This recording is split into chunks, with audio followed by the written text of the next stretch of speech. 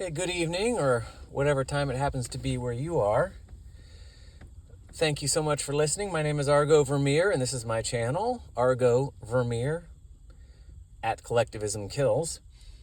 And here on this channel, we examine the metaphysics. What are metaphysics? Metaphysics are anything that has to do with the what, why, and how of something's existence or the existence of reality itself is a metaphysical question. Specifically, I examine the fundamental metaphysical assumptions which underwrite ideas, institutions, schools of thought, philosophies, theologies, because I submit that it is within the metaphysics you will find the validity and legitimacy of these things. So, metaphysical assumptions are the assumptions made about the nature of man, reality, and God, where God, I don't mean that necessarily in the religious sense, but in the philosophical sense, where God represents a metaphysical primary or the root of reality, that from which reality comes, either directly or as some kind of a corollary. So that's what I do here, and I've gone on about the fundamental nature of this channel in many other videos, so I'll save you from that here. In this one, this is part 9 of The Dangerous Self, and I'm going to continue with the series where I left off. You get 2 today for my pretend audience. In other words, I sit here and talk and pretend like I have an audience. No. I know there's a handful of you, and there's a handful that come and listen to me talk, and I do greatly appreciate your time and attention, and I'm flattered that you would give it to me. I just make jokes because it's the way that I can psychologically cope with the fact that I'm extremely unsuccessful as a YouTuber. So, so picking up where we left off, where the heck did I leave off? Oh yeah, I left off, I was talking about power and how power is a self-nullifying proposition. Power is power, which is really the efficacious aspect of the authority and submission social arrangement between the ruling class and the masses. So power is a political proposition, which is a function of the authority and submission social arrangement we find in things like nation states and governments of all kinds. And this is rooted in collectivist metaphysics. Collectivist metaphysics being rooted in a collective ideal, meaning that transcendent, abstract, all in all everything, which everything is a function of, everything in reality and everything in creation is a function of and shall be subordinated to by the divinely enlightened ruling class on earth. And again, if this is the first time you're listening, I explain all of this in other parts of the series, so please feel free to go back and listen to the earlier parts. And so at any rate, so collectivist physics implies the incarnation of itself in the institutions of government, and particularly in the political ruling elite. This implies the political arrangement of authority and submission, so the authority of the ruling elite and the submission of the masses, and this is power. So it's the power. It's the power to coerce the masses by the ruling class into certain behaviors and out of their person and property. So I was talking about how this power, if we really examine it, is a self-nullifying proposition, whereas cooperation isn't. Cooperation can exist in perpetuity. Power always eventually concludes at its own nullification. So I was explaining that. So we're going to move on today. Now, we're going to move on, not today, but we're going to move on in this one. So now I went to Walmart today, and I got to say, Walmart, where I live, has become a decidedly unpleasant shopping experience.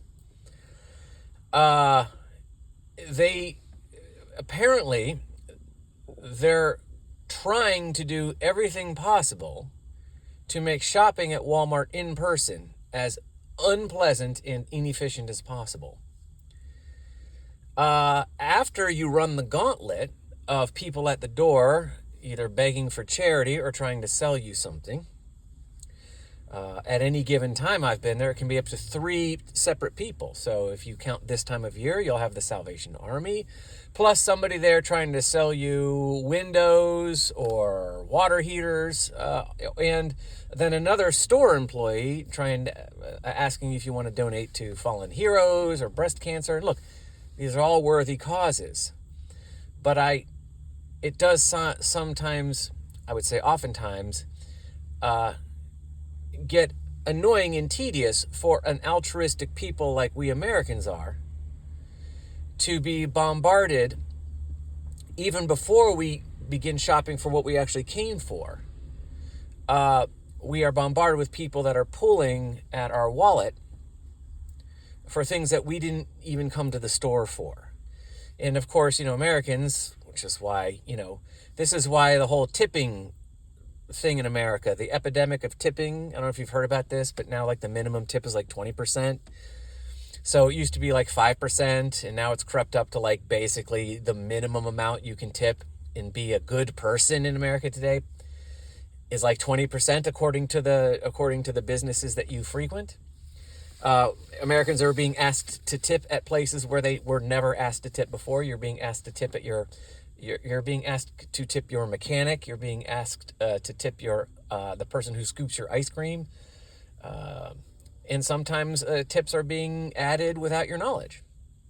And Americans are too shame. We have shame, so we're too embarrassed to protest. And they take advantage of this. And one of the things is when you go to Walmart, you're bombarded with these people that are basically begging you for your money before you even walk into the shelves to get what you came for. Now, not to drag this out too long, but once you get into the store, the aisles are just clogged. The walking space is clogged with just pallets full of things they're trying to sell you. There's barely enough room to pass in the aisles, and the room that there is seems to be filled with a bunch of crap that you don't need that they're trying to sell you. They have personal shoppers now, and the personal shoppers have these gigantic carts with multiple bins that take up 3/4 of an aisle. And so you spend a good amount of time waiting just to get to the product you want to get to because there's a personal shopper. At any given time, there might be 20 personal shoppers in the food section at Walmart.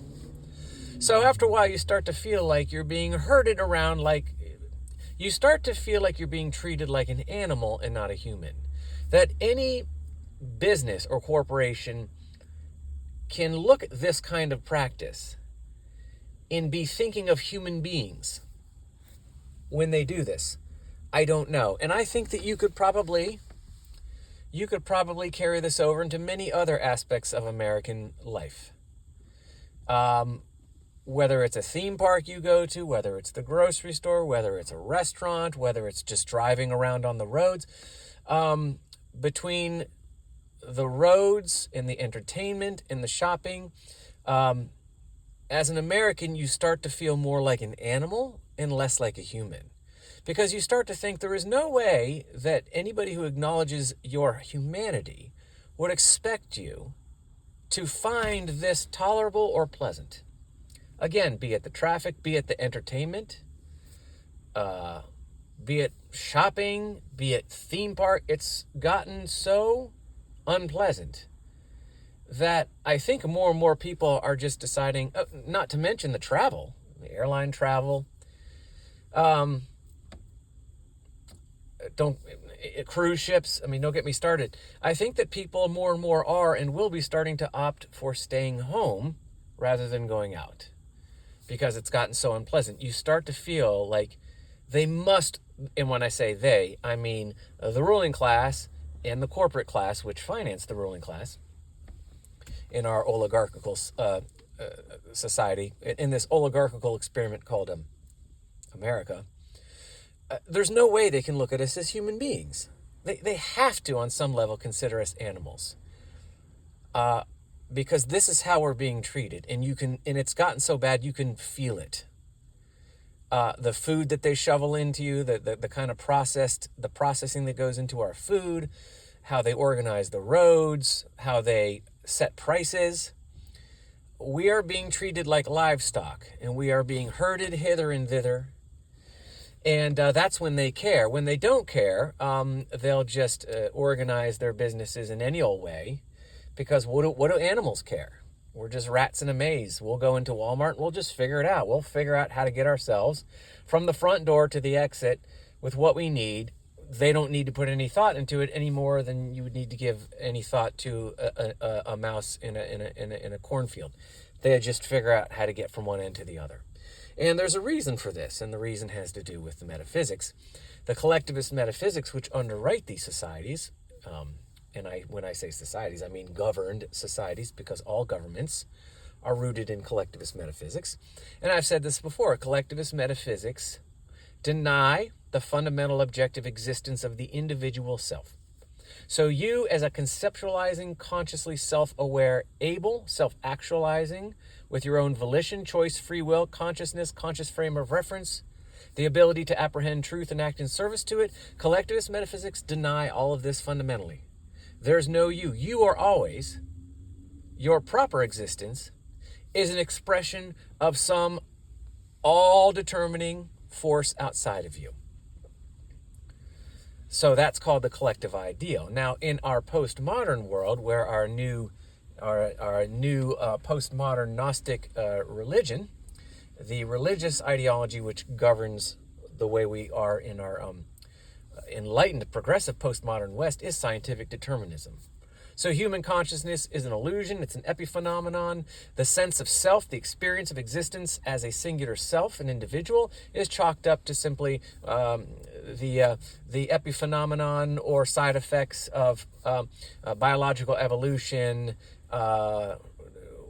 however the chemical reactions and the nerve impulses in the brain are firing at any given moment. And of course, all of this is rooted in the all-determining mathematical universe, which of course is the metaphysical primary of our postmodern religion, scientific determinism. So the point is that you aren't you. You are a meat puppet. You are an animal. The only difference between you and an animal is that you think you're not one.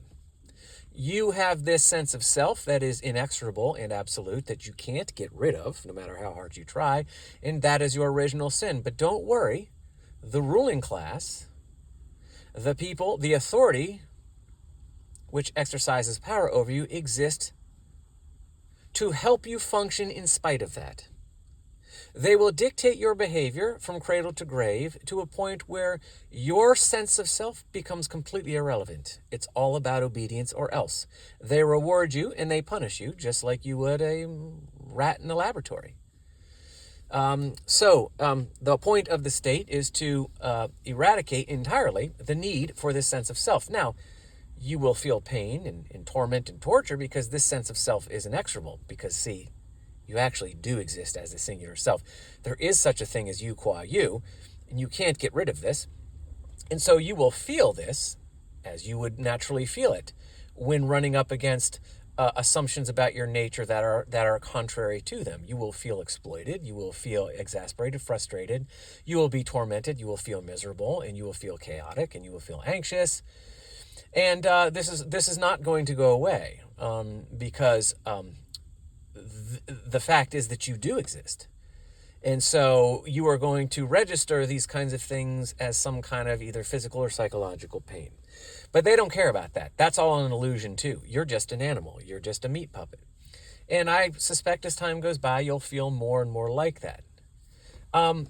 Everybody knows it can't be psychologically healthy for a people to be bombarded with advertisements every time they turn around. To be looked at by their government and their corporate class as nothing more than a sheep or a cow to exploit and to feed off of. You are nothing more than however much money you happen to have access to at any given time. So you are smothered with advertisements. Now, obviously, anybody with a cursory understanding of human psychology can understand this is completely destructive to human beings, but they don't care about that because there are no such thing as human beings. There's no you, and therefore you have no moral value, and therefore whatever happens to you and however you feel and whatever they do to you, they don't lose any sleep about it because you don't count. You're not really, you see, the only way there's any such thing as moral value to an individual is if that individual actually exists as such. If there is no you, then there's no moral violation for exploiting you, enslaving you, or even murdering you in the name of some grand collectivist ideology. So, they will slaughter hundreds of thousands of people on the battlefields of the Somme. And the ruling class won't feel any shame about it or lose any sleep, because there's no moral atrocity if there's no moral value. And if there's no self, because we have dedicated ourselves entirely to determinist collectivist metaphysics like science turned philosophy, then there's no moral violation. If there's no self, there's no morality. If there's no individual, there's no morality. There's no value to individuals. There's no moral value. There's no moral violation. They can do whatever they want, and they will. So that is a sober and rather unhappy and depressing thought. But obviously the truth sets you free. So anyway, I already talked about that. So, collectivist metaphysics, you qua you, blah, blah, blah. Now, the fact of the matter is you are not an imposter to reality. You are actually real. Individualist metaphysics, which is what I am a proponent of. There's only two kinds. There's the collectivist. There are collectivist metaphysics, and then there's individualist metaphysics. And now, I have said, and I continue to say, that by the idea that you exist objectively as a fundamental aspect of reality, meaning absent the conscious observer, there is no evidence that reality is real in the first place. Now, this would be obvious. Everybody understands that their consciousness is a frame of reference. And therefore, if you're not here, you don't have a frame of reality. There's no way for you to validate the existence of reality absent your conscious frame of reference. Absent the observer, which is the epistemological frame of reference, consciousness. Without that, there is no frame of reference for reality. And therefore, there is no argument that anyone can give you to validate the existence of reality absent you qua you. You qua you is your entire frame of reference for all of reality, yourself and others. This is individualist metaphysics. Individualist metaphysics simply acknowledges this fact. They can talk about how reality is real absent any conscious observer at all. It's nothing but the blind watchmaker. Take every conscious person, take every conscious self-aware agent out of reality, and reality is still real. They can talk this all they want, but there's no way they can prove it, because in order for them to prove it, well, they have to. In order for a conscious frame of reference to make a truth claim, the conscious frame of reference has to actually exist.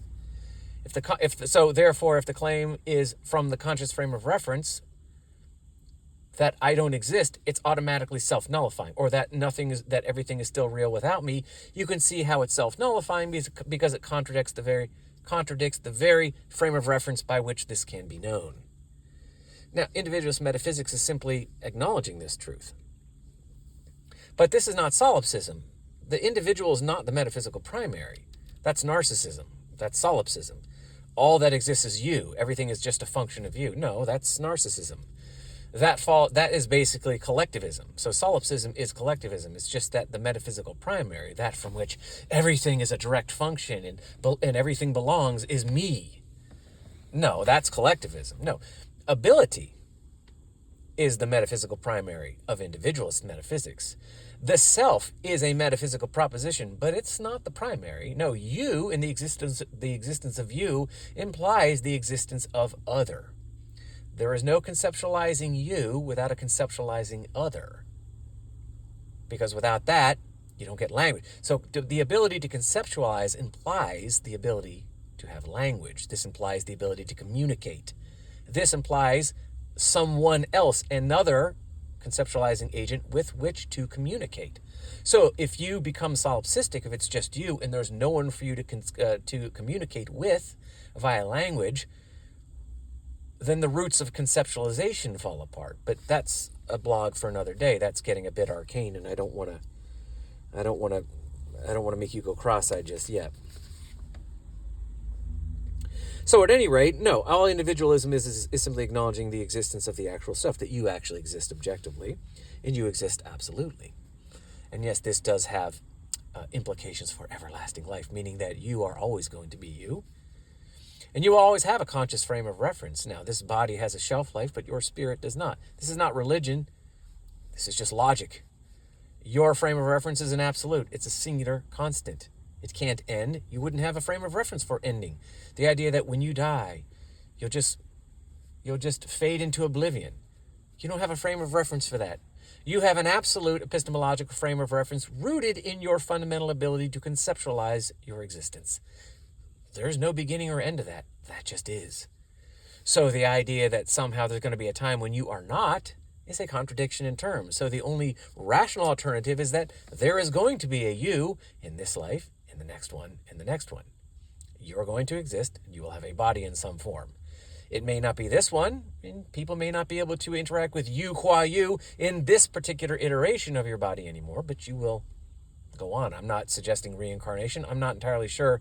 I haven't entirely fleshed out what that looks like, but I have fleshed out the idea that the conceptualizing agent is a constant, and therefore it can't end, wouldn't have a frame of reference for ending. As I've said before, you can talk about, what about before I was born? Well, you can only talk about before you were born from the frame of reference of your consciousness now. You can talk about before you're born, and you can only talk about the idea, the concept of before you were born and after you die, because you exist now, because you have a constant, inexorable existential frame of reference that is unchanging. The ability to conceptualize is the constant. Yes, thoughts change. But our ability to think, our ability to conceptualize our existence, that is the root of our consciousness. That is axiomatic. That is a constant. So anyway, moving on from that. Okay. So, blah, blah, blah, moving on. Yes, so as soon as you reject the lie that you don't actually exist, that you're just a function of God's all-determining will, or the processes of evolution, or mathematics, or scientific determinism, or whatever hogwash your local neurophysicist is preaching philosophically. Now, there's nothing wrong with science. Science is fine as a methodology. But these people fancy themselves philosophers, and they're very poor philosophers. I respect the scientific community immensely, but when they wade into the realm of metaphysics, they make for very, very poor thinkers. And the contradictions are so stark when you read their articles on the nature of existence and the consciousness. The contradictions punch you in the face. A bright 10-year-old could find them, but we've been so blinded and we've been so dazzled by their high IQs and their PhDs and their MITs and Caltechs that, we just all slavishly prostrate ourselves before them and say, wow, you're so much smarter than me. Oh my gosh, you understand such complicated equations. You must be right. And they are right in that context, but they're not right about their metaphysics are so bad that you'll find more existential sense in a Dr. Seuss book than you would a scientific article on the nature of one's consciousness. Anyway, blah, blah, blah. Okay, so now talking about scientific determinism leads me back to talking about atheism. Because atheists, I've said before a million times, and I never tire of repeating, atheists, sorry, getting some coffee. Atheists are simply the most vociferous evangelicals of scientific determinism. New atheism is an entirely paradoxical title. It's completely irrelevant. The idea of a disbelief, you can't believe in a not. You can't believe in a null or a negative. So atheists are almost always scientific determinists. I know that there are some that are not. It doesn't really matter. There are some that will say, well, atheists, there are such thing as atheists that aren't scientific determinists, and they'll point to maybe Buddhism. It doesn't matter. What I'm trying to say is that perspective, that point of view is irrelevant. The point is everybody has a metaphysical primary. Everybody has some kind of assumption about where everything came from. The where, what, why, and how of everything which exists has a root fundamental source that everybody possesses to some degree or another. It may not be entirely rationally fleshed out. In fact, most of the time it isn't. In fact, I would argue almost all the time it isn't. But everybody has some kind of root primary that they appeal to fundamentally. I don't care if you're a Buddhist or you call yourself an atheist. I don't care whether you don't believe in God. You believe in a metaphysical primary. You believe in some foundation, some root of reality, something from which all things come or are an expression somehow. For atheists in this country, it is almost always scientific determinism. You talk to an atheist long enough, you find out that their metaphysics are scientific determinists. Their God is mathematics. Their angels are the laws of nature and biological and the processes of evolution and the laws of physics. There's nothing atheistic about this. It's a belief in a God. It's just not a God that they would, it's not an organized, I mean, it's not a God that you'll find in a church anywhere or a synagogue. Or a mosque, but it's a God nonetheless. Everybody has a metaphysical primary, so atheism is irrelevant. I don't care that there are people who don't believe in God who aren't atheists. No, there aren't.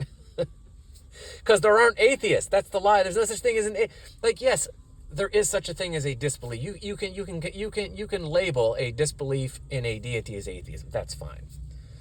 But it's really irrelevant. It's all about what you do believe, not what you don't. And everybody has a belief in a fundamental primary, a fundamental metaphysical primary, and that's all that matters. Who has the right one? What actually represents the root of reality, the substrate of reality and existence itself? Or is it existence, as the objectivist would say? That's the only argument worth having when you're having a metaphysical argument, which is what atheists try to do. So, yeah, the point is that everybody has a metaphysical primary, and with atheism, it's almost always scientific determinism. It's always they're always appealing to the determinist power of mathematics, the laws of nature and biological evolution and physics and blah blah blah. You know, it's interesting. You hear there's a Facebook post that comes up every once in a while, and it talks about how small we are. You're one person out of 7 billion on a planet. In a galaxy with billions of planets and stars and with billions of galaxies, and aren't we so small? And I'm like, well, it works the other way too. Do you know that you can take any part of anything and break it down into an infinite number of parts? So the idea that the universe has a size, it's large. But what does that mean? Large relative to what? Well, what is small? There's nothing small. The universe just is. It's not large or small. So the idea that we're going to try to tell people how they should feel about their place in the universe based on their size, or, you hear they have some perspective. You're just one person on a planet of 7 billion in a universe that has a billion galaxies. The universe just is. It doesn't have a size. The idea that it's big, but it doesn't. Okay, so the universe is really big. In fact, it's infinitely big. Because what's outside of the universe? Nothing. Like, either what is outside of the universe is existentially compatible with the universe, which just makes it part of the universe, even if it's just empty space, or there's nothing, in which case the universe just is. So, this idea that the universe is big. But even if we were to say it's big, relative to what? If the universe is big, well, how do we calculate what is small? Like, what's the smallest thing? Well, it just so happens that the smallest thing isn't a thing. The smallest thing has to be rendered in terms of mathematics. I think it's called quantum physics, where things are so small that they don't actually have a location in space anymore. So they have to be mathematically rendered, right? This is the whole point. This is why materialism always falls apart. The idea that we can just chalk up reality to just whatever exists, as whatever tangibly exists. The matter, whatever can be perceived, the tangible. This always falls apart. Because anything can be broken down into an infinite number of parts, you see? Because if not, like anything that wouldn't have parts would have no dimensions. So its outside would be its inside, its left would be its right, its up would be its down. It would have no dimensions, which means it wouldn't exist anywhere in space. It would be relative to your spatial understanding. It would be infinite. So not only is the universe large, infinitely large out there, it's also infinitely large in you. You are as large as the universe because you can be broken down. Your body, I'm not talking about you qua you. You're in the self sense, the spiritual sense. You meaning you.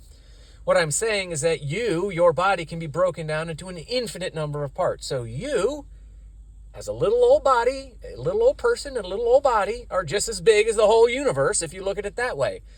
Size is relative is my point. You need to understand. This is why we need to have a conscious observer, because these kinds of things, size, distance, location, movement, this is all relative. These things only have meaning if the observer actually exists. If there is actually a conscious observer, a conceptualizing self, a non-physical conceptualizing self, which can give meaning to all of these things. There is no such thing as our universe is so huge.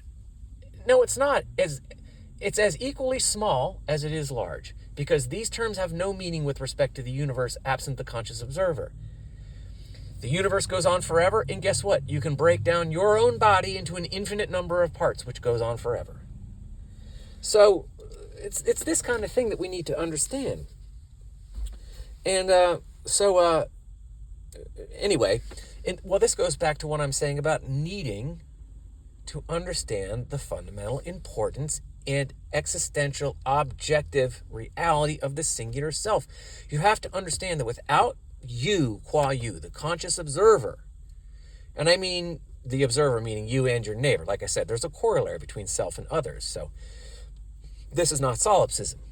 But you need to understand that without your actual existence, nothing can exist, because everything always exists in an absolute state of pure relativity.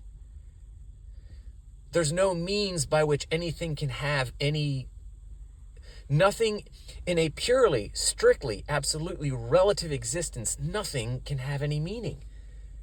It's not really there. It has no fundamental definition, because its existence is entirely relative. It's subjective. It's only the conscious self which renders anything objectively real. It is the conscious observer which provides the constant for the rest of reality, by which it can actually be given definition, meaning, purpose, and relevancy. And this is why when nations and societies begin to destroy, dismantle, and reject the idea of the individual, everything becomes chaotic. And the ruling class convinces themselves that you are expendable, but they are not. This is not true. Everything falls apart. Their authority is built on a lie. If everybody is dead, they have authority over no one. If they control everyone absolutely, they no longer have authority over anyone, because there's no one left to have authority over. The whole idea of authority submission, power versus cooperation, is a completely self-nullifying proposition. It's a function of collectivist metaphysics. These metaphysics deny the self. You must be you, because if you're not, God help us. All of this is going to collapse in a sea of chaos. And for those of you who think it doesn't matter because we're all just going to move on to the happy afterlife anyway, oh no. No. Your assumptions now, mark my words, are going to dictate how you manifest yourself in your new body. The idea, because you need to understand, if your assumptions do not matter now, then you don't matter. Meaning what you believe, your understanding of truth and how you act, these things are not subjective to your existence. These define the very nature of your existence, both here and in the next life. If they didn't, they wouldn't matter, which would mean your ability to conceptualize wouldn't matter. What you thought, what you believed, and what you chose and how you acted wouldn't matter. If you could just hit a reset button and this is not a video game where you get to play do-over. No, this is why, and again, I'm not Orthodox Christian. I don't approach Christianity from any preconceived doctrinal lens. But this is why Jesus warned against people dying in sin. Because if you die with false assumptions about who and what you are going to really struggle as you attempt to synthesize yourself with a new body. so I don't want to get hyper spiritual, because I haven't written this down and I need to flesh this out. But I'm just saying, like, look, understand the fundamentals, that there's no get out of jail free card. There's no reset button. There's no do-over. There's no cheat code.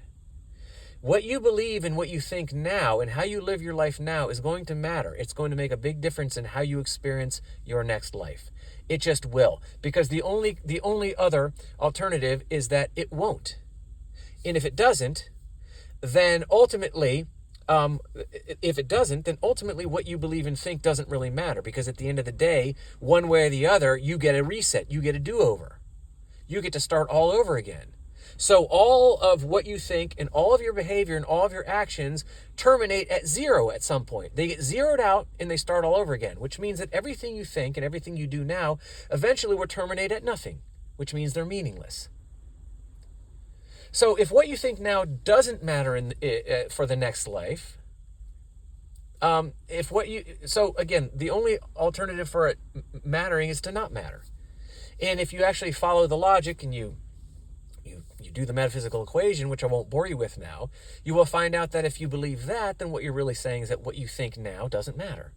Your assumptions don't matter. What you understand to be truth doesn't matter. What you understand to be ethical doesn't matter. And if that doesn't matter, then you don't matter. This is a nullification of yourself.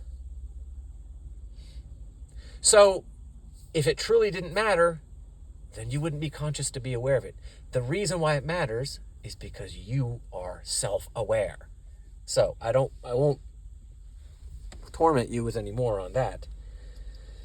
Again, this is not a channel that's going to have, I have basically, I sit here and talk and pretend like I have an audience. Well, except for the handful of you that do come, which I love and adore and appreciate. So, but at any rate, I was thinking, what's the real threat to people? Like, why are people so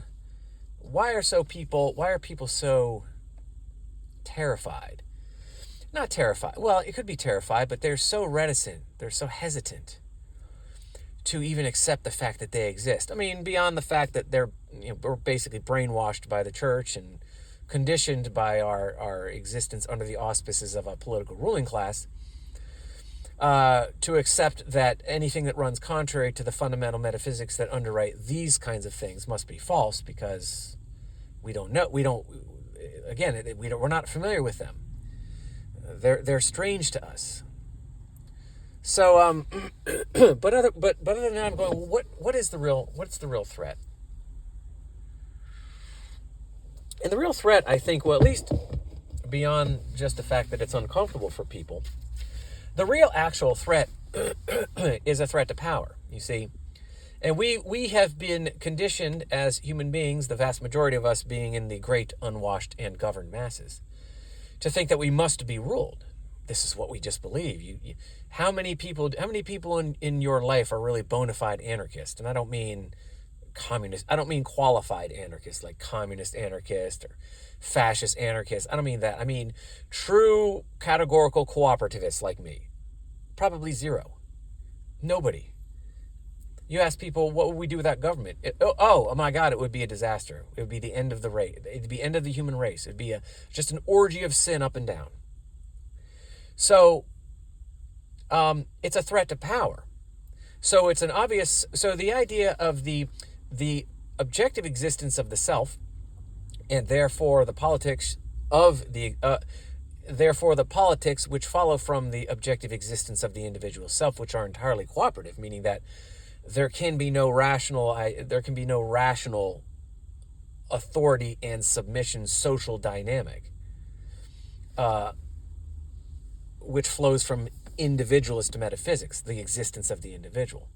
So obviously it's an objective and tangible threat to power, because then the authority class, the ruling class, are revealed to be imposters. They're revealed to be a sham. Like I said before, it's a fake job.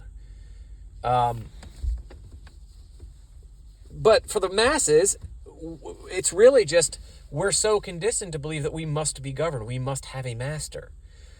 If there isn't somebody telling us the difference between right and wrong, even as an adult, fundamentally, don't tell me what to do. The American people know. Yeah, but that only goes so far. You understand that at a certain point you need someone in charge to tell you what to do, where to go, what to think. Even if maybe there's an emergency. Well, we have to have people in charge, otherwise it's just anarchy out there. It's just a mosh pit. So we're conditioned to want to protect power. And so this is the real threat. This is the real threat, the real reason why people are so reticent and they're so hesitant. I don't think it fundamentally has to do with them questioning its truthfulness. Like, deep down, we all know it's ludicrous to think that we don't actually exist. I mean, there are people who fancy themselves enlightened to the point where I walk around each day and I know that I'm not real, and everything that I think and feel is just a big illusion, and I'm just a product of the mathematics that govern how my brain works. I mean, there's a handful of those dipshits that walk around and think that, but most of us are like, you know what?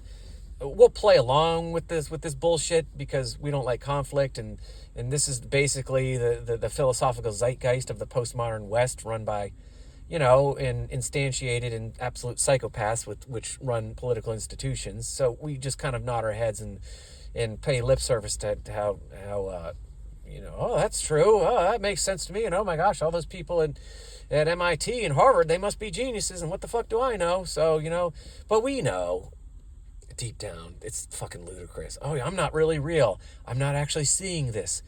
I'm not actually really feeling this. There is no me. I mean, most of us know deep down that's nonsense. And even if we don't, we can't articulate why. Because we know we end up sounding like fools. We end up sounding like we those of us who have an average IQ or higher understand that as soon as we start talking about how we don't exist, we sound like we're just contradicting our very words, So,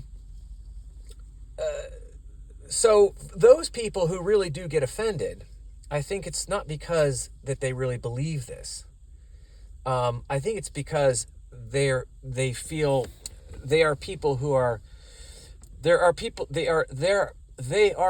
who possess a certain degree of power, and it can be even a pathetic amount of power, even just like the power over their own lives. So you'll have people who believe in what passes for Christianity in the West, which is basically Eastern Gnosticism fused with Christian ethics. There's nothing really Christian about the church in the West, I submit.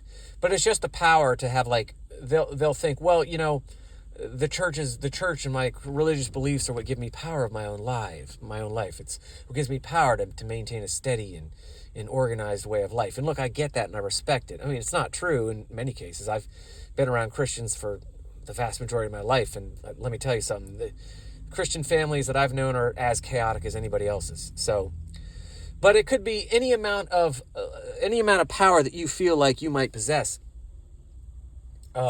is threatened when you talk about the existence of the individual self, because you're appealing. Well, I'm saying, when I say that the power is threatened, I mean there's an authority that you appeal to that gives you stability. So whether it's your church or your government, or your atheism, your scientific determinism, there's some kind of external authority that, at the end of the day, if you don't know what to do, this authority, it's really not up to you anyway, and it will be dictated to you for you.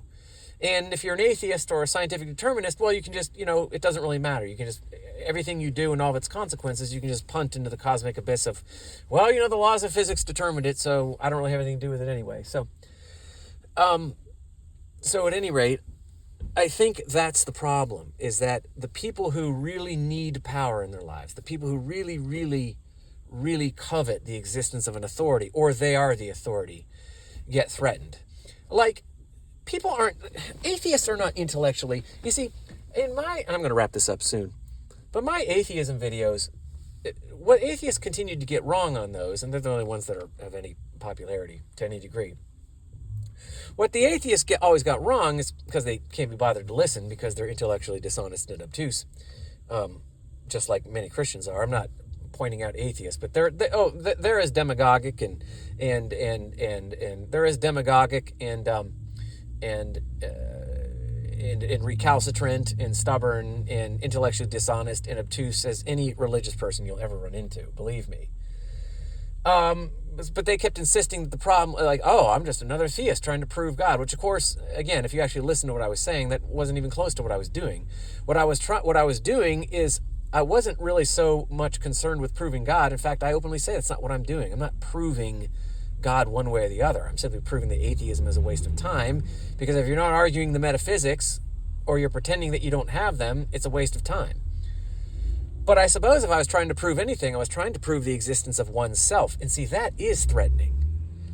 You see, collectivists aren't really threatened intellectually by other collectivist ideologies. So atheists, being almost always scientific determinists, they're not threatened by Christianity intellectually.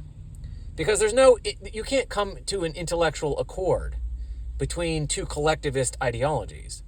So the collectivist ideology, which is scientific determinism, and the collectivist ideology, which is Western Christianity, they have the exact same metaphysics. So it's impossible to disprove the other.